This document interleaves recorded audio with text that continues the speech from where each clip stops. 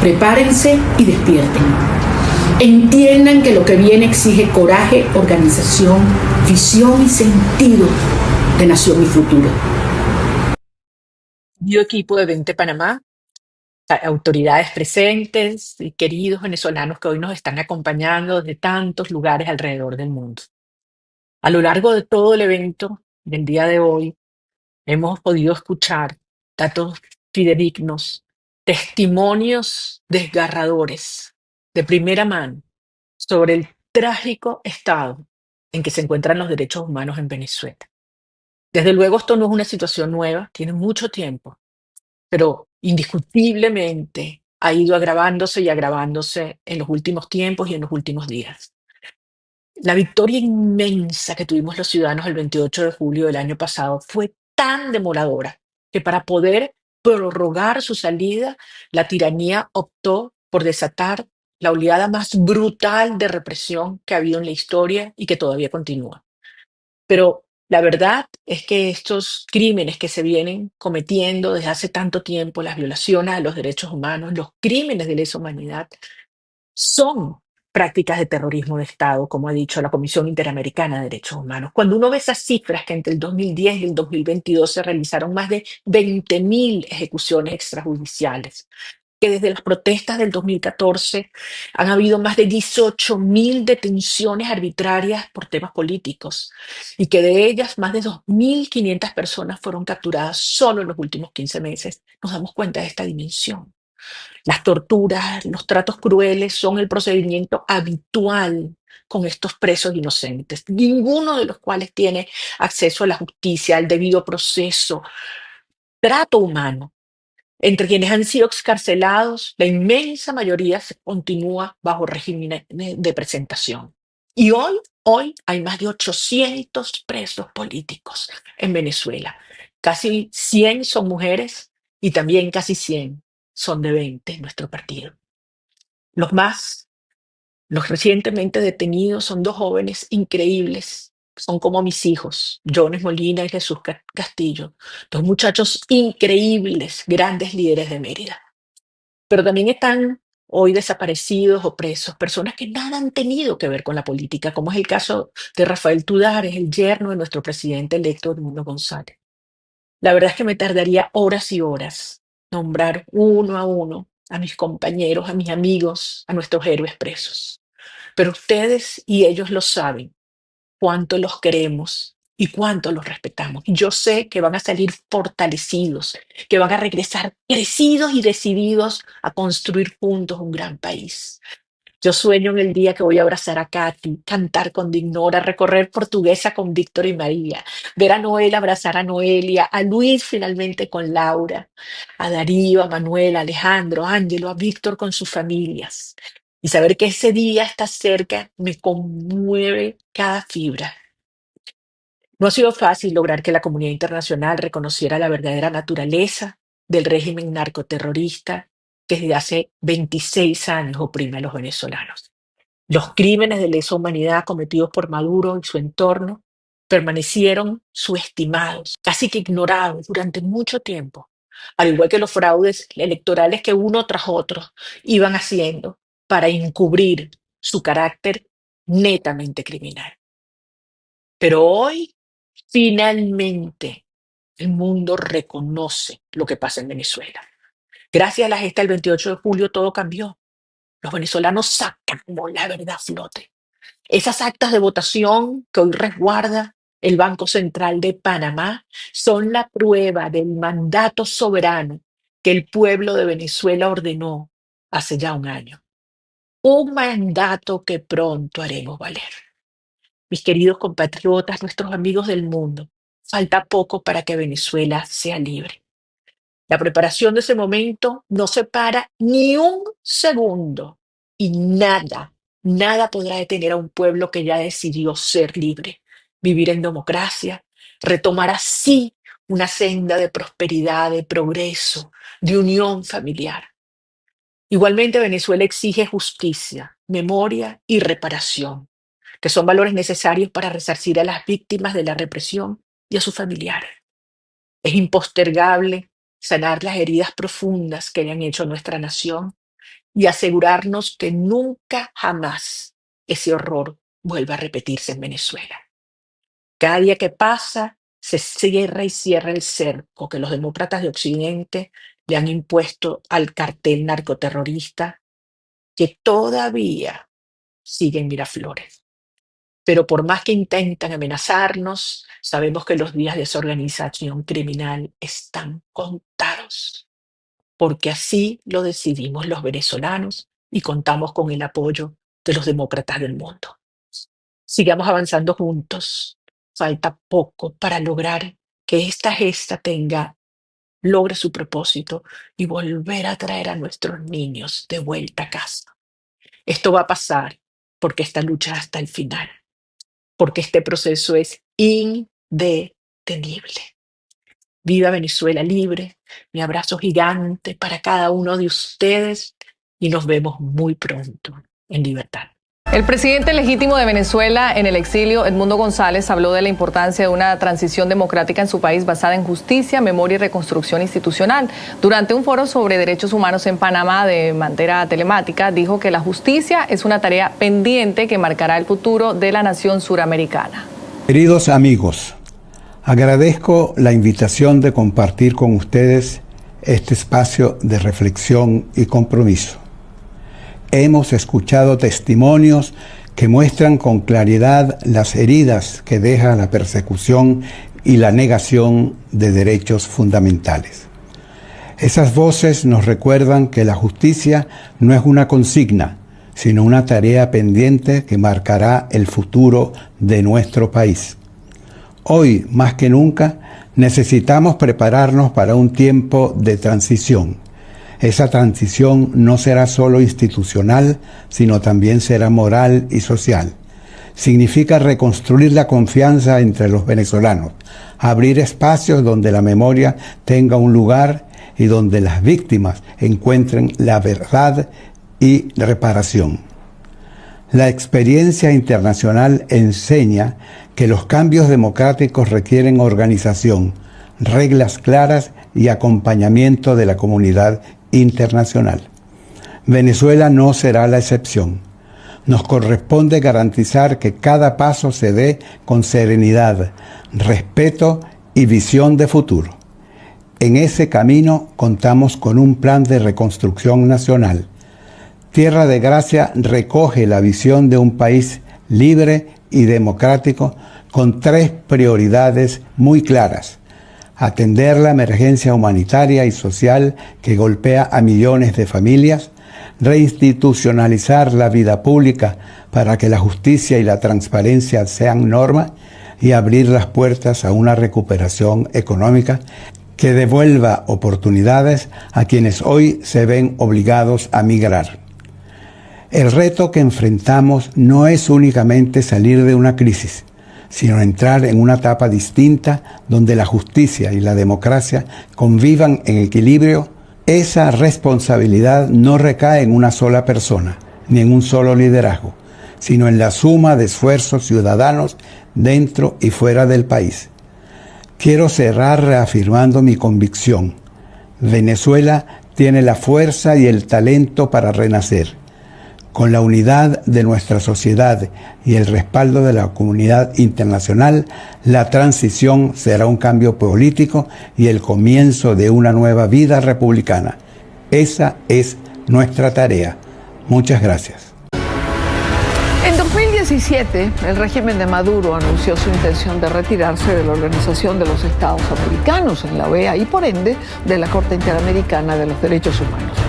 En 2019 se envió una comunicación donde se formalizaba, se debía concretar, mejor dicho, la salida de Venezuela, pero esta decisión se revirtió al ser reconocido el gobierno interino de Juan Guaidó ese mismo año. Recientemente se produjo una sentencia que marca un antes y un después, con una importancia absoluta para las víctimas venezolanas que podrán ser amparadas por el sistema interamericano. Gracias a ti. ¿Cuál fue esta sentencia? Y hablemos de su importancia. Lo vamos desgranando. Bueno, la sentencia ha sido emitida por la Corte Interamericana de Derechos Humanos el pasado 21 de agosto, en el caso Chirinos Salamanca versus Venezuela. En esta sentencia, la Corte Interamericana de Derechos Humanos ha reconocido que la Convención Americana sobre Derechos Humanos se mantiene vigente para Venezuela y además con efectos retroactivos desde su primera ratificación en 1977. Esto implica que al estar vigente la Convención, la Corte también tiene su jurisdicción reconocida sobre Venezuela, lo que quiere decir que la Corte está facultada para conocer sobre violaciones de derechos humanos que sean imputadas a Venezuela. La Corte está facultada, eso lo entendemos perfectamente. Ahora, ¿qué pasa cuando esta Corte, como en esta sentencia que mencionas, falla a favor de las víctimas? Es decir, logramos el fallo, pero que Venezuela actúe, que el régimen reconozca. Bueno, esto es muy importante entenderlo, porque de hecho las sentencias de la Corte son de carácter obligatorio, pues se trata de un órgano jurisdiccional.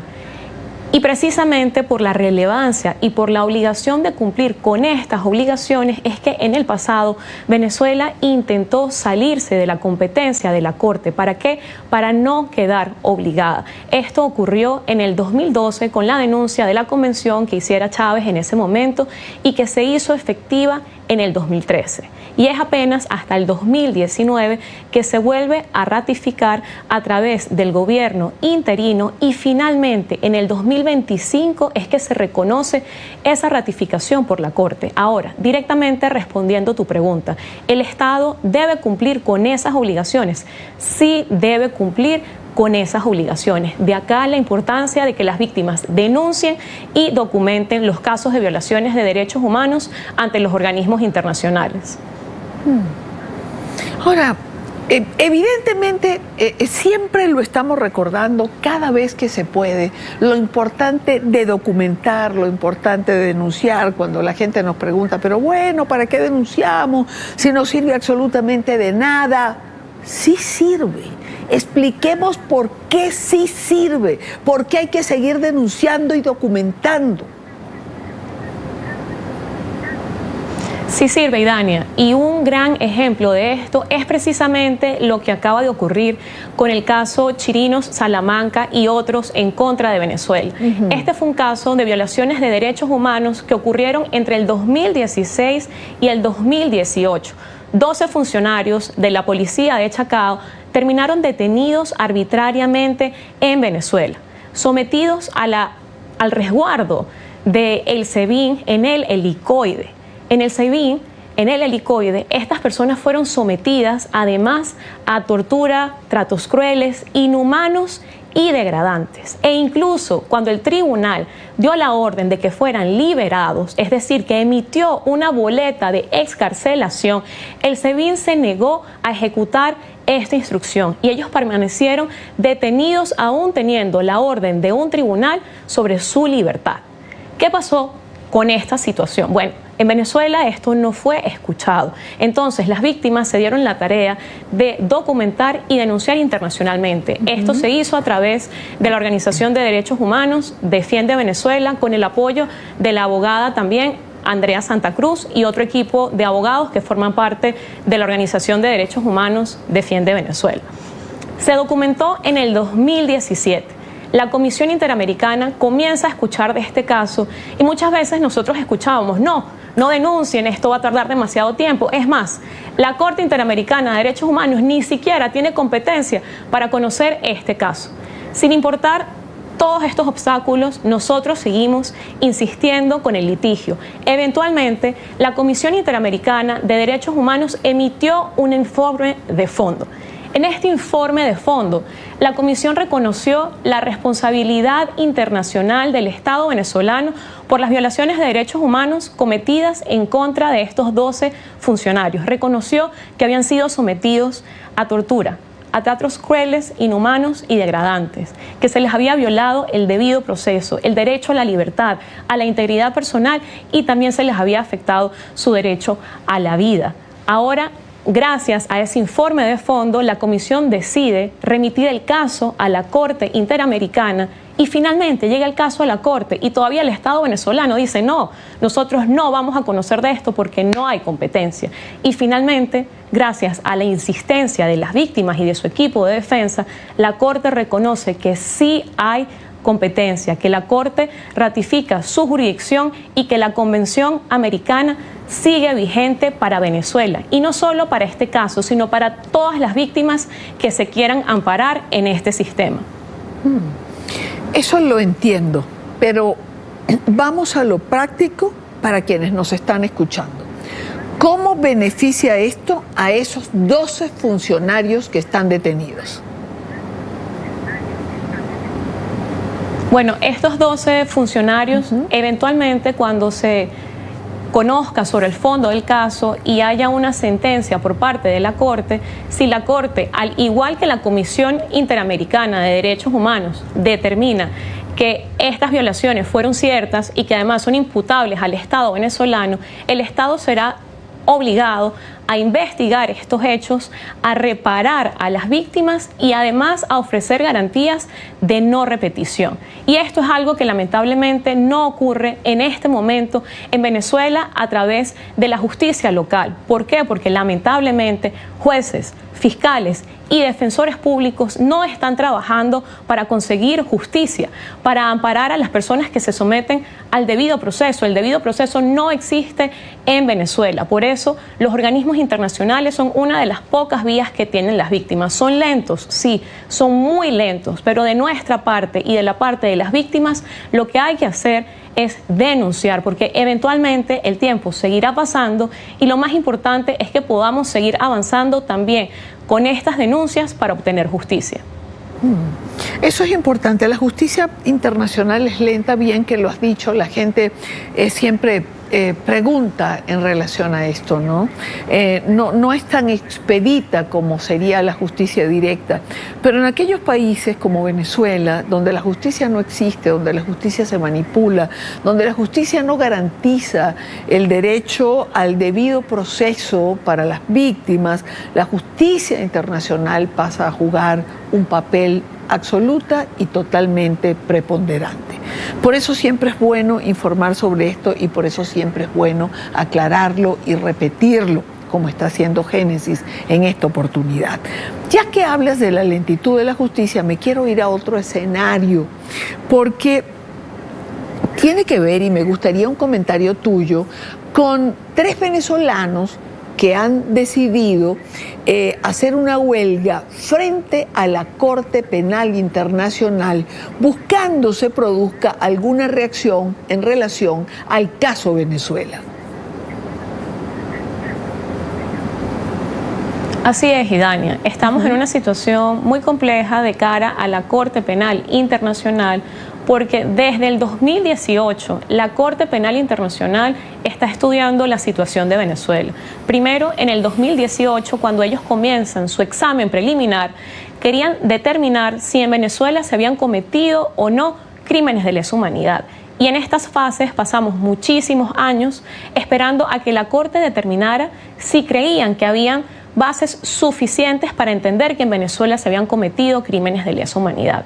Esto se superó, la Corte Penal Internacional reconoció que en Venezuela sí se habían cometido crímenes de lesa humanidad y finalmente abre una investigación. Sin embargo, ya un par de años han pasado desde que se abrió la investigación y a pesar de que el año pasado comenzó otra vez un pico de represión que además no ha culminado, teniendo más de 2.000 asesinatos después de las elecciones presidenciales, más de 2.000 detenciones, y más de 25 asesinatos en un periodo de solamente 2 semanas, y que todo esto se orquestara públicamente, asumiendo funcionarios del alto mando responsabilidades a través de canales de comunicación oficiales y que la Corte no siga avanzando con la investigación, causa muchísima desesperación y frustración. ¿Por qué? Porque las víctimas quieren justicia, saben que la justicia no la pueden obtener en este momento en Venezuela y por eso sus últimas esperanzas recaen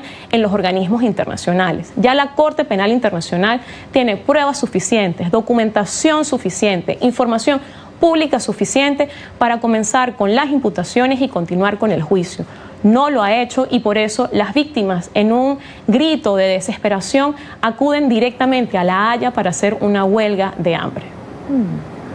Ahora, Génesis, volvamos al caso que nos ocupa y que tiene que ver con el sistema interamericano de derechos humanos. ¿Tú piensas que esta sentencia Chirinos-Salamanca contra el Estado venezolano marca ciertamente un hito para las víctimas? Marca un hito histórico, no solamente para las víctimas venezolanas, sino para la región entera. ¿Por qué? Primero, para Venezuela, porque al ratificar la validez de la convención implica que las víctimas pueden seguir acudiendo al sistema. Y ahora este periodo está blindado, especialmente cuando se trata de un periodo en donde tantas violaciones de derechos humanos se han cometido. Segundo, el Estado venezolano ahora se encuentra en una situación muy complicada porque incluso si quisiera denunciar otra vez la convención, bueno, al menos estarían protegidos los casos hasta el 2025. Y si el régimen de Nicolás Maduro quisiera denunciar la convención en este momento, bueno, también tendría que hacer una especie de reconocimiento tácito a esa validez del reconocimiento de la ratificación de la convención hecha por el gobierno interino. Entonces las víctimas venezolanas acaban de quedar blindadas para poder seguir presentando sus denuncias ante la comisión y que eventualmente puedan ser tramitadas en la Corte Interamericana de Derechos Humanos. Ahora, otra cosa importante, con el caso Chirinos-Salamanca, por primera vez una corte internacional estudiará la situación del helicoide, conocido hoy como un centro de torturas en Venezuela, un centro de torturas por el que han pasado tantos presos políticos. Habrá un experto que específicamente estará desarrollando este punto dentro de las audiencias que serán públicas para dar a conocer cuál es la situación real del helicoide en donde se tortura a la gente en Venezuela. Esto también permitirá que hayan avances en el sistema interamericano sobre los mecanismos de protección para las personas privadas de libertad. Y ese ha sido un punto que ha destacado la Comisión Interamericana de Derechos Humanos en su informe de fondo. Además, otro punto que puede ser de reconocimiento para las víctimas o que les abre una esperanza son las conclusiones, las recomendaciones, las obligaciones que se derivan de esta sentencia. Por ejemplo, ya la Comisión Interamericana de Derechos Humanos ha recomendado a la Corte que se tiene que hacer una evaluación del helicoide, del SEBIN, que hay que reestructurar este cuerpo y que no se puede permitir que las personas sigan estando privadas de libertad sin que se respeten sus garantías. Yo iría más lejos, yo creo que hay que pedir que se cierre el helicoide, hay que pedir que completamente sea reestructurado el sistema de justicia en Venezuela. Génesis Dávila, activista venezolana y presidente de la organización no gubernamental Defiende a Venezuela. Noticia, la dura y clara advertencia del secretario de Defensa de Estados Unidos, Pete Hegseth, al régimen de Nicolás Maduro. Le dice al dictador venezolano que mientras considera si quiere seguir siendo un narcotraficante, tiene decisiones que tomar.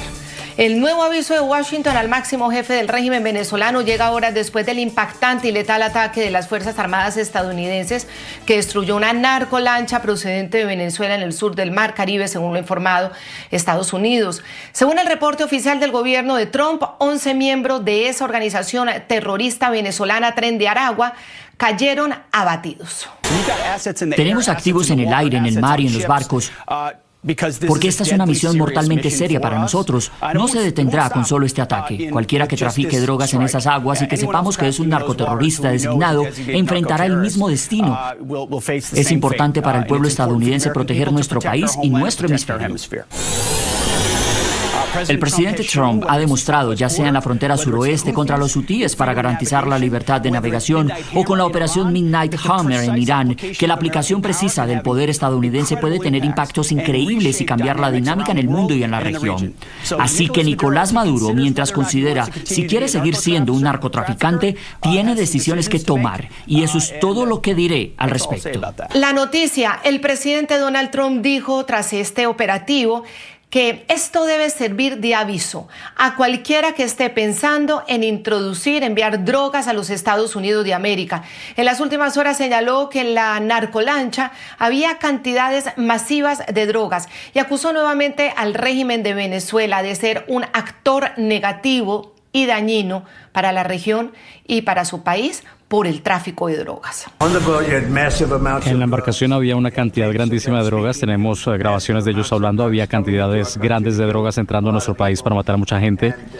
Y todo el mundo lo entiende completamente. De hecho, se ven las bolsas de droga por todo el barco y fueron golpeados, obviamente. No lo volverán a hacer y creo que muchas otras personas no lo volverán a hacer. Cuando vean ese video van a decir, no hagamos eso. Tenemos que proteger a nuestro país y vamos a hacerlo. Venezuela ha sido un actor muy negativo. Como saben, han estado enviando millones de personas a nuestro país, muchos del Tren de Aragua, una de las peores pandillas, algunas de las peores personas en el mundo en términos de crimen. La noticia es también lo que ha dicho el exsecretario de Estado de Estados Unidos. Habló hoy desde México, en donde se encuentra de visita oficial en esta gira por América Latina, y quiso informar sobre cómo avanza la estrategia contra las organizaciones narcoterroristas. La acción militar que permitió la destrucción de la que Estados Unidos considera la narcolancha del Tren de Aragua ocurrió en medio del poderoso despliegue de 3 destructores y un escuadrón anfibio de las Fuerzas Armadas de Estados Unidos en el sur del Mar Caribe. Estos carteles han utilizado rutas marítimas por muchísimos años. Nosotros tenemos inteligencia, sabemos que vienen y lo interceptamos, pero eso no funciona. Porque estos carteles saben, bueno, vamos a perder un 2%, vamos a perder 1% de lo que estamos vendiendo de droga. Eso es parte de la pérdida que ellos ya tienen como parte de su economía. Estos son carteles que están ganando miles de millones de dólares. Miles de millones de dólares. A ellos no les importa perder una carga o dos porque la Guardia Costera para un barco. Eso no funciona. El presidente ha declarado estas organizaciones, Tren de Aragua, Cartel de los Soles y todos los demás, estos grupos son grupos narcoterroristas. Son grupos narcoterroristas designados por leyes de Estados Unidos, operando en aguas internacionales con destino a llevar drogas a las calles de los Estados Unidos, y el presidente utilizó la fuerza y el poder de Estados Unidos para prevenir, para proteger a los Estados Unidos.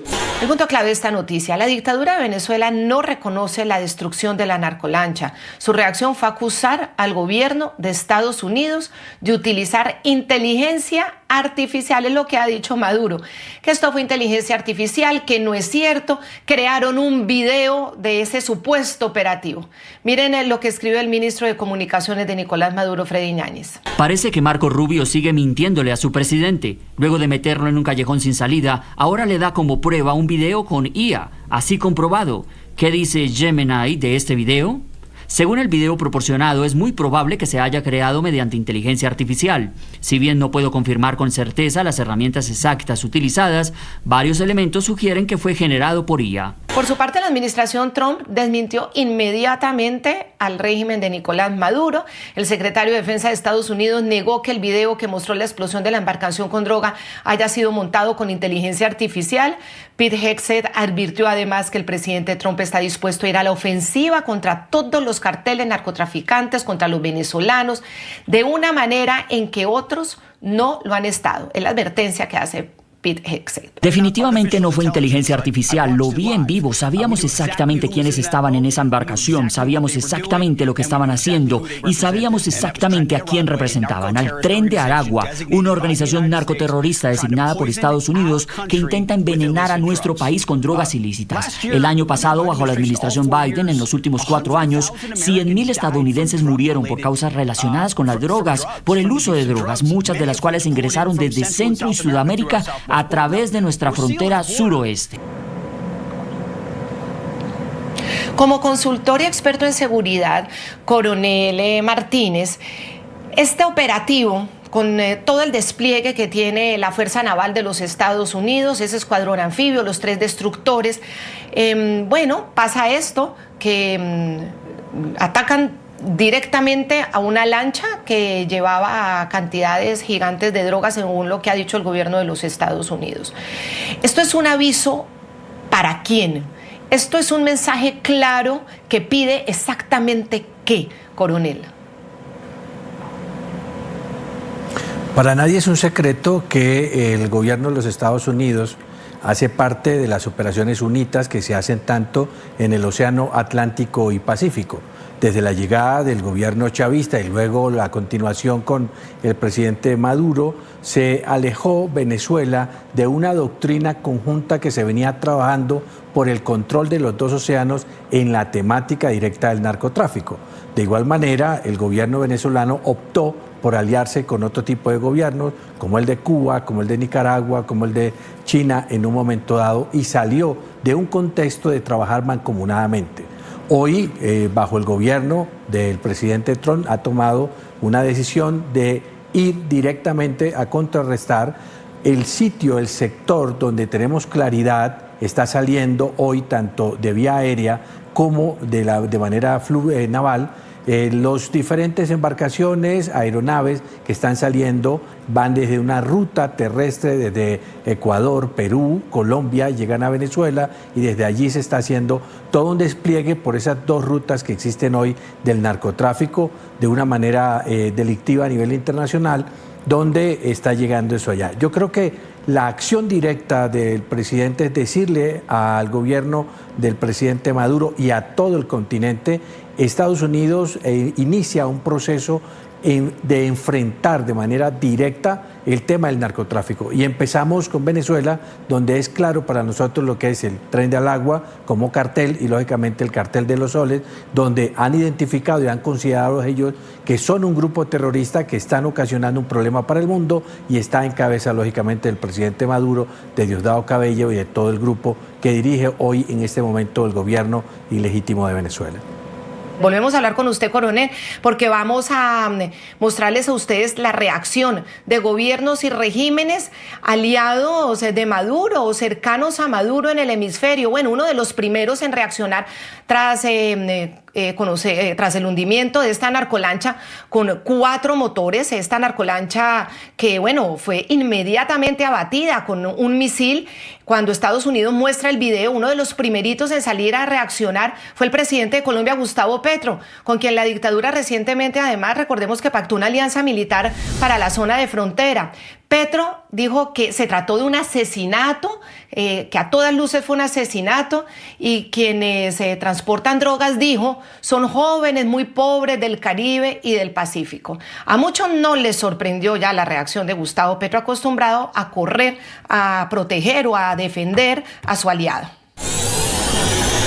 Si esto es verdad, es un asesinato en cualquier parte del mundo. Llevamos décadas capturando civiles que transportan drogas sin matarlos. Los que transportan drogas no son los grandes narcos, sino los jóvenes muy pobres del Caribe y el Pacífico. Bombardear la lancha es romper el principio universal de proporcionalidad de la fuerza y generar un asesinato.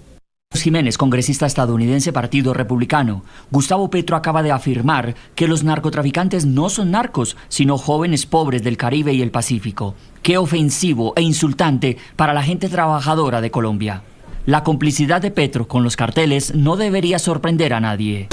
Precandidata a la presidencia y senadora por el partido de oposición Centro Democrático, Paloma Valencia, bienvenida. Y bueno, esta reacción de Gustavo Petro nuevamente reacciona para atacar a Estados Unidos y ponerse del lado de la narcodictadura de Maduro. ¿Cuál es su opinión? Claudia, yo creo que los colombianos tenemos que abrir los ojos frente a lo que está pasando. Porque es que este presidente salió elegido luego de lo que se ha conocido como el Pacto de la Picota. Un proceso donde el hermano y varios funcionarios altos de su campaña, incluyendo la senadora Piedad Córdoba, visitaron las cárceles, no solamente para hablar con criminales de lesa humanidad, sino con extraditables, y prometieron impunidad a cambio de apoyos políticos. De hecho, el hermano del presidente reconoció a través de un programa de televisión que ellos habían obtenido los votos que les dieron la victoria por el apoyo de quienes estaban en las cárceles. Hoy tenemos que observar con preocupación esta tendencia del presidente a acompañar a Maduro, Claudia. Es que hay que decirlo claramente. Estamos hablando de que le ha ofrecido apoyo de las Fuerzas Armadas de Colombia, le ha ofrecido una zona binacional, le ha ofrecido comprarle monómeros y le había ofrecido incluso que le compraba el petróleo y el gas que no iba a producir Colombia para hacerle el negocio al dictador. Y la pregunta que muchos nos hacemos es, ¿cuál es el acuerdo? Porque uno no defiende a un dictador de gratis. Uno no defiende a un tirano perseguido por los Estados Unidos y las democracias occidentales, que se robó las elecciones abiertamente, de gratis. Y la pregunta que nos tenemos que hacer es, ¿a cambio de qué? Y a mí me parece que cuando uno entiende, Claudia, la presencia del Cartel de los Soles, la vinculación con las guerrillas colombianas que son las dueñas de los cultivos ilícitos, el ELN, la Segunda Marquetalia, eso que han llamado el Estado Central Conjunto y todo eso adicional, pues empieza a ver que aquí puede haber un segundo pacto de la picota, un pacto de los soles, un pacto que puede poner en peligro las elecciones libres de Colombia. Dice Gustavo Petro que quienes transportan la droga, quienes llevan en las lanchas, que son jóvenes muy pobres del Caribe, y que bombardear la lancha fue romper el principio universal de la proporcionalidad, de la fuerza, y por lo tanto se generó un asesinato. ¿Usted cómo analiza esa reflexión que hace Gustavo Petro frente a los jóvenes pobres y frente a la proporcionalidad de la fuerza? Bueno, yo lo que les diría es que este cuentico de que la droga saca de la pobreza a los pobres es mentira. Mire el departamento del Cauca. Si eso fuera cierto, Claudia, mi tierra sería el departamento más rico de Colombia. Argelia, Balboa, El Patía serían los municipios más ricos de Colombia. No es verdad. Lo que la coca trae a la gente pobre es esclavitud, porque la hace depender de grupos ilegales, que los reclutan, que los asesinan, que violan sus hijos. De manera que no es verdad. La gente pobre de Latinoamérica lo que necesitan son oportunidades de hacer ingresos dignos que sean legales, para que no tengan que tener un fusil amenazando. No es aceptable que un presidente de una república democrática nos diga que lo que hay que hacer es defender el tráfico de drogas, porque eso no le ha servido a este país, todo lo contrario. Hoy ese tráfico de drogas crea muertos. En este gobierno ha crecido en 8% el índice de homicidios. En este gobierno ha crecido en más de 100% el secuestro. Tenemos más de 940 secuestrados. En este gobierno ha crecido en la mitad la extorsión. En este gobierno se ha multiplicado por 1000 el reclutamiento, por ejemplo, en el departamento del Cauca. Entonces no es cierto que defender los negocios de la droga le traigan prosperidad a Latinoamérica. La droga, la cocaína ha sido la ruina, ha sido el dolor, ha sido la sangre, ha sido el secuestro, ha sido el reclutamiento, ha sido el esclavismo sexual. La droga es el peor enemigo de Latinoamérica y de Colombia. Y un presidente que se hace cómplice del negocio que asesina tiene que respondernos, Claudia, porque es que aquí no se nos puede olvidar que hoy el símbolo de toda esta nueva violencia que ha resurgido es el asesinato de Miguel Uribe. Y ese asesinato hoy apunta a la Segunda Marquetalia, allá protegida, asentada en Venezuela, amiga del régimen de Venezuela, y Petro protegiéndola. ¿Qué mensaje le deja eso a los colombianos? Es que tenemos un sol aquí en Colombia. Petro es un sol. Desde Nicaragua también Daniel Ortega salió a rechazar el hundimiento de la narcolancha. Dijo que Estados Unidos hace el ridículo enviando barcos para amenazar al pueblo venezolano. Tienen suficiente medios para hacer ese control. Sí, se van a hacer la payasada de tender barcos amenazando al pueblo venezolano. Una lanchita, le metieron un par de cuetazos, la despedazaron, mataron a 11 personas que viajaban.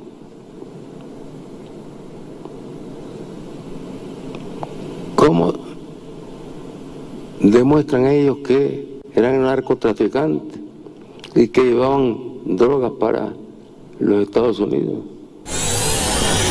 Precandidata a la presidencia de Colombia, Paloma Valencia, precandidata por el Centro Democrático. El hecho de que Petro siempre en las últimas acciones esté alineado con este tipo de personajes como Daniel Ortega, como la dictadura cubana, que fue de los presidentes que no quiso reconocer a Edmundo González como presidente electo, que hace un pacto militar en la frontera con Venezuela para compartir militares, se supone que cada uno del lado de su frontera.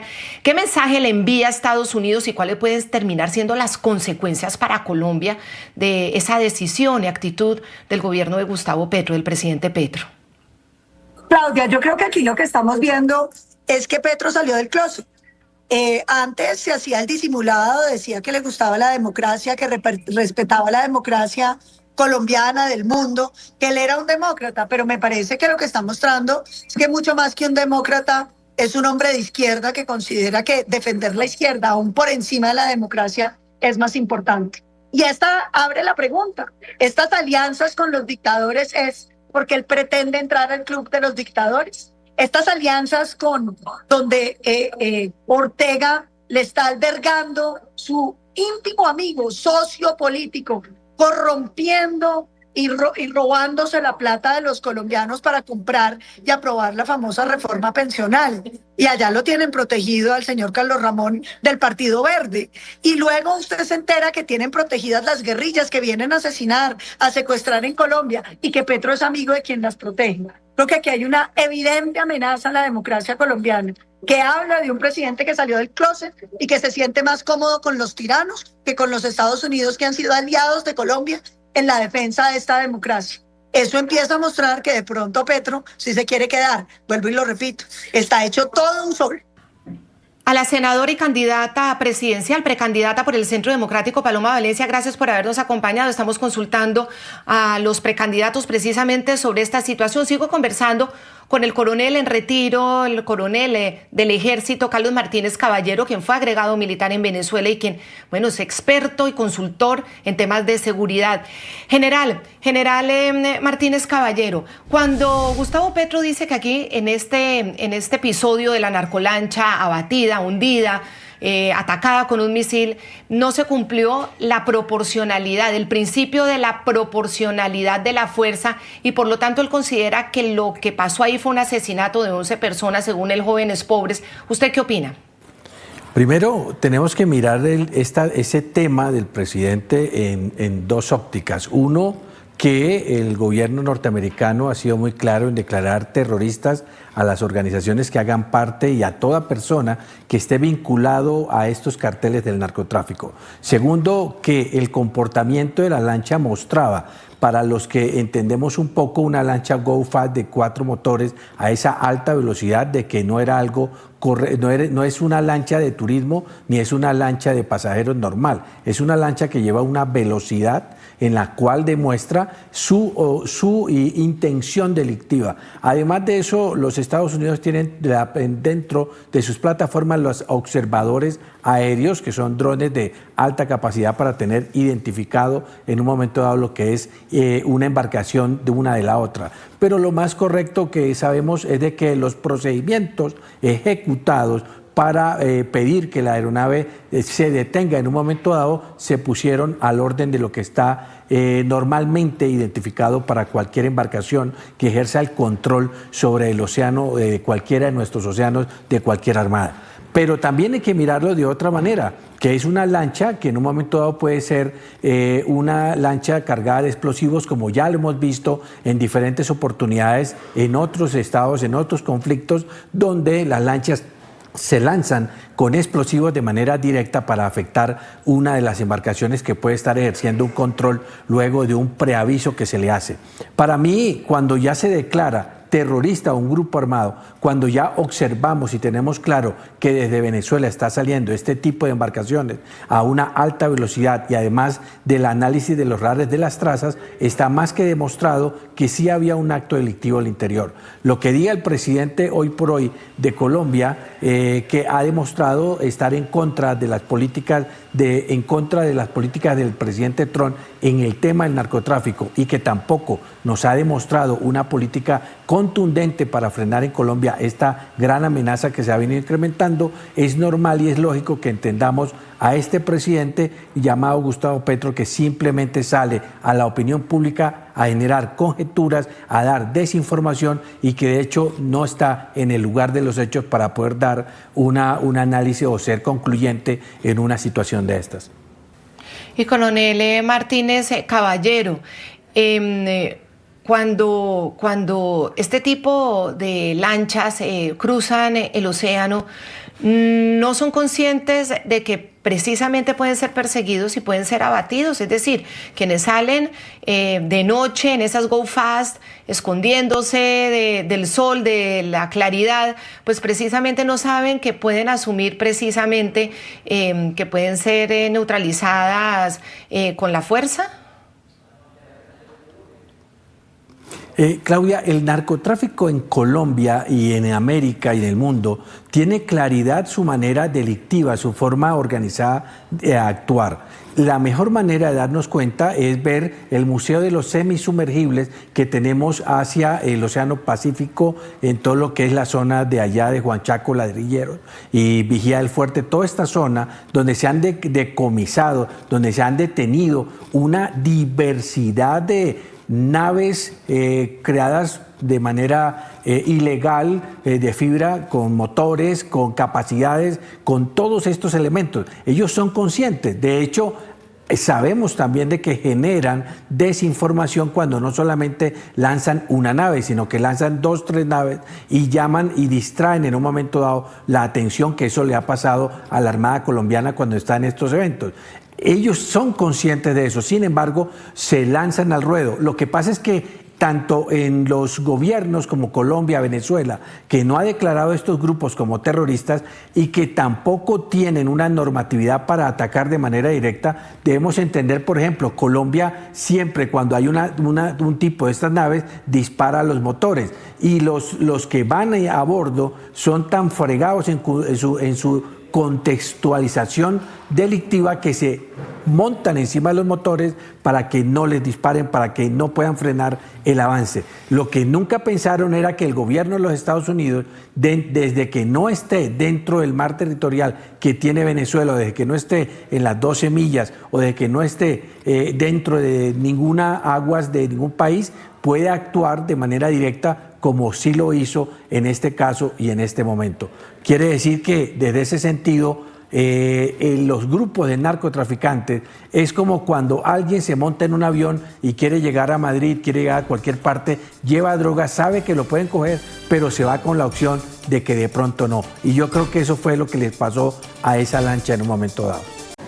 En medio de la creciente tensión entre Estados Unidos y Venezuela en el Mar Caribe, Nicolás Maduro afirmó que varias petroleras estadounidenses, además de Chevron, han mostrado interés en volver al mercado venezolano. Yalena, según analistas, este mensaje del líder del régimen venezolano busca fortalecer los canales de negociación y podría tener además una doble lectura: proteger la actual licencia otorgada a Chevron o usar el petróleo como ficha de presión frente a la administración Trump. En una rueda de prensa destinada a reaccionar sobre las tensiones entre Estados Unidos y Venezuela tras el despliegue de fuerzas estadounidenses en el Mar Caribe, Nicolás Maduro dedicó varias respuestas a expresar la disposición de petroleras estadounidenses de trabajar en Venezuela bajo modelos de licencias como las que ha recibido Chevron, al tiempo que reiteró la necesidad de sostener los canales de negociación entre ambos países, canales que aseguró hoy están malogrados. El que quiere invertir de Estados Unidos en petróleo, en el marco de la ley y la Constitución, sabe que somos buenos para trabajar y producir. Lo sabe Chevron, lo saben. Y lo saben otros inversionistas petroleros de Estados Unidos que quieren venir. Analistas señalan que la postura de Nicolás Maduro tiene varias lecturas. Una de ellas es que puede haber temor en la administración venezolana de que por las tensiones diplomáticas sea eliminada la licencia que hoy recibe Chevron. Por eso están intentando que la ruptura diplomática no acabe con las negociaciones petroleras. Hay una preocupación que estas acciones, se traduzcan en una decisión que revierta la autorización que tienen. Recordemos que esta autorización tiene un alcance limitado, pero en todo caso así como se otorgó, puede ser realmente eliminada. Es un punto en negociación para cualquier compañía, no solamente Chevron. Digamos, lo que más quisiera Chevron es que el conflicto entre los dos gobiernos culmine, que haya una resolución del problema político y que pueda operar libremente. Otra lectura es que el petróleo ha sido desde hace varios años un mecanismo de negociación, una especie de enlace entre el régimen venezolano y Estados Unidos. Estas negociaciones han estado siempre envueltas en un gran lobby que en momentos de tensión pudieran servir para acercar posturas y calmar las aguas. Por supuesto que el régimen de Nicolás Maduro intenta, entre otras cosas, presionar o tratar de hacer negocios con los Estados Unidos, con la administración Donald Trump, usando el petróleo, que es básicamente lo único que tienen para usar en este momento. Hay una fuerte presión de parte de los Estados Unidos al régimen de Nicolás Maduro, reitero, con esta incongruencia con Chevron específicamente, que tiene que ver precisamente por los lobbies petroleros dentro del propio movimiento, incluso MAGA, pero no mucho más de eso. Pero además de hablar de las empresas estadounidenses, Nicolás Maduro también se refirió a algunas empresas europeas, a quienes llamó a participar en Venezuela sin esperar o preocuparse por una licencia. Pero profesionales en materia petrolera señalan que ninguna de estas empresas europeas, entre las que destacan la española Repsol, la italiana Eni, la francesa Maurel&Prom o la holandesa Shell, se arriesgaría a reactivar sus operaciones en el país, enfrentándose a una posible sanción de la OFAC. Para estas empresas es muy importante tener estas licencias porque tienen presencia en los Estados Unidos, tienen filiales en los Estados Unidos, tienen operaciones, tienen, digamos, contratos comerciales. Recordemos que Estados Unidos es el principal productor, es el principal consumidor, pero también es uno de los principales proveedores de servicios vinculados con el sector de los hidrocarburos. Analistas entienden que el petróleo es un elemento importante de las relaciones entre Estados Unidos y Venezuela. Entienden que puede ser tomado además como una palanca para negociar, aunque indican que el contexto político pareciera tener más peso que el contexto económico, siendo hoy Venezuela apenas el 9º proveedor de petróleo para Estados Unidos. Claro que sí, esta es información distinta porque dice que los salvadoreños viven ahora una nueva realidad, ya porque las expectativas y las efectivas estrategias de seguridad hacen que El Salvador sume un día más sin homicidios en todo el territorio. El Plan Control Territorial y el régimen de excepción están permitiendo que hasta la fecha se registren 1.003 días sin asesinatos. Son 206 días sin homicidios en lo que va de este 2025. Y también gracias al trabajo de inteligencia, investigaciones y en el territorio, los asesinatos reportados el 1 de septiembre ya fueron resueltos de acuerdo con el protocolo de resolución de homicidios en acción, como producto del trabajo articulado entre la PNC y la Fiscalía. Se capturó a los responsables del crimen registrado en Sonsonate, donde un hombre murió luego de ser atacado por 2 sujetos mientras consumían bebidas alcohólicas. Los detenidos son Mario Ernesto Mendoza Álvarez y Kevin Monroy Luna. El ministro de Justicia, Gustavo Villatoro, reafirmó el compromiso de proteger la vida de los salvadoreños y también dijo que se van a asegurar de que ningún crimen quede impune y que los responsables paguen con décadas en la cárcel. Y para la abogada y política española Macarena Olona, uno de los logros más grandes del gobierno del presidente Nayib Bukele es haber sobrepasado los 1.000 días sin homicidios, un hecho histórico que es reconocido en todo el mundo. La audacia y determinación del presidente Nayib Bukele han hecho posible un logro inédito en El Salvador, 1.000 días sin homicidios. Este hito es reconocido a nivel internacional, como lo ha señalado la abogada y política española Macarena Olona. Por décadas, la seguridad en el país no fue una prioridad para otros gobiernos que utilizaban al crimen organizado para mantener sumergido en la pobreza a la población. En los 30 años anteriores en El Salvador, que han sido 5 gobiernos previos a Nayib Bukele, tan solo se han registrado 2 días sin homicidios.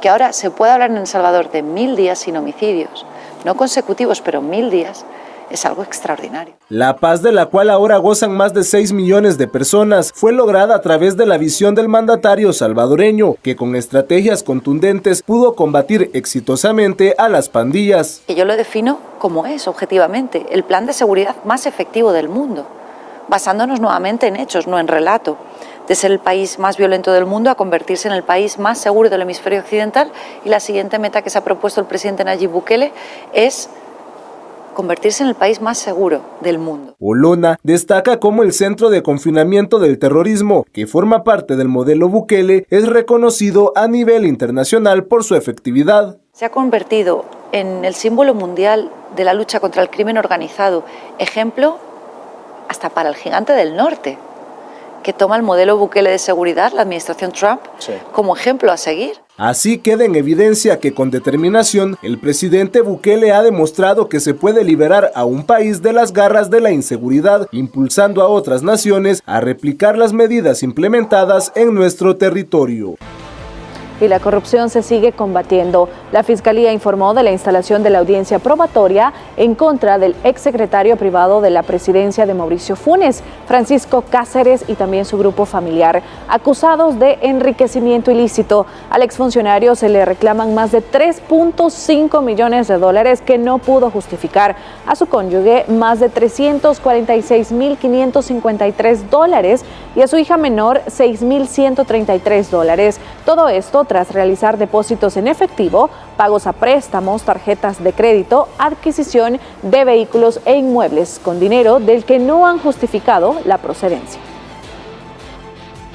Y que en esta audiencia probatoria se va a tener que practicar toda la prueba que está ofertada en el proceso, que Fiscalía ha aportado como prueba, la prueba documental, y lo que corresponde a un peritaje judicial financiero contable, donde pretendemos probar todo lo que le hemos encontrado en la investigación a estos demandados